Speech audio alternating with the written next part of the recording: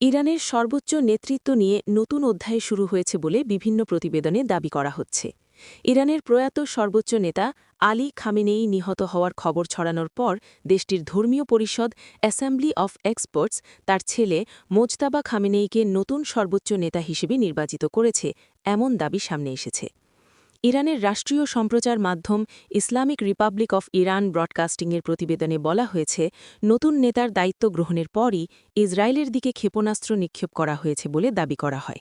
একই সময়ে উপসাগরীয় অঞ্চলের কয়েকটি দেশে ড্রোন ও ক্ষেপণাস্ত্র প্রতিরোধের ঘটনাও সামনে আসে।